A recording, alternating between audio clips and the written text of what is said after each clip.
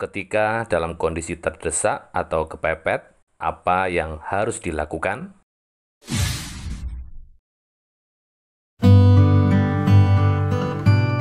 Sebelumnya, saya mau cerita sedikit kepada Anda, dan cerita ini adalah kisah nyata yang dialami oleh salah satu peserta pelatihan KMD online. Ini saya ceritakan agar Anda tahu situasi dan kondisinya ya. Setelah itu bagaimana cara mengatasinya.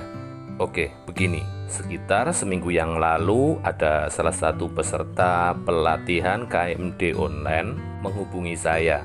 Beliau cerita banyak mengenai hidupnya, dan poin yang saya ambil dari cerita beliau adalah beliau orang yang logik. Artinya tidak bisa menerima adanya keajaiban. Dan kemarin beliau menghubungi saya lagi bahwa beliau dalam kondisi terpepet. Dalam waktu sekitar 1 jam harus membayar sewa rumahnya sekitar 30 jutaan. Kalau tidak bisa bayar, beliau dikeluarkan dari rumah tersebut. Dalam kondisi yang tidak punya uang sama sekali dan mau hutang kepada siapa ya, beliau bingung. Bukan hanya bingung saja, cemas, khawatir, takut juga memenuhi pikiran beliau.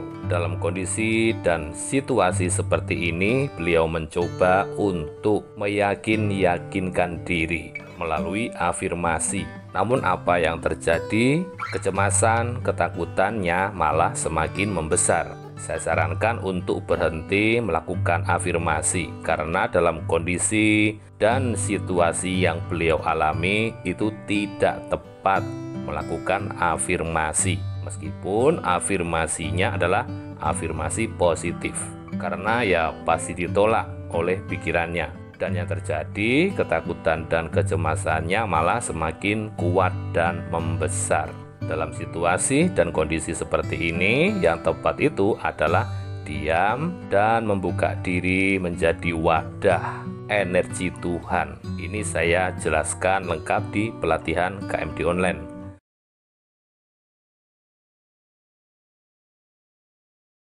Setelah beliau mempraktekkan apa yang saya sarankan, keajaiban pun terjadi. Silakan Anda baca chat beliau ini.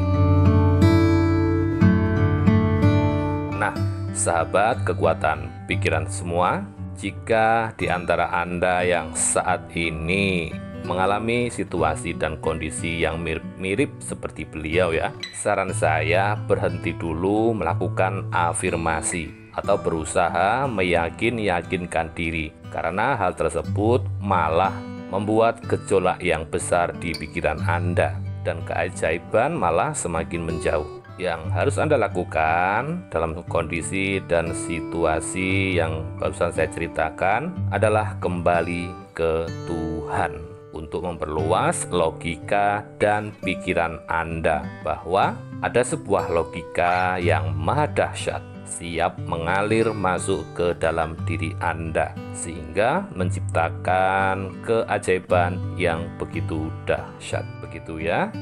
Oke, terima kasih semuanya. Saya Ali Ma'ruf. Salam kemudahan.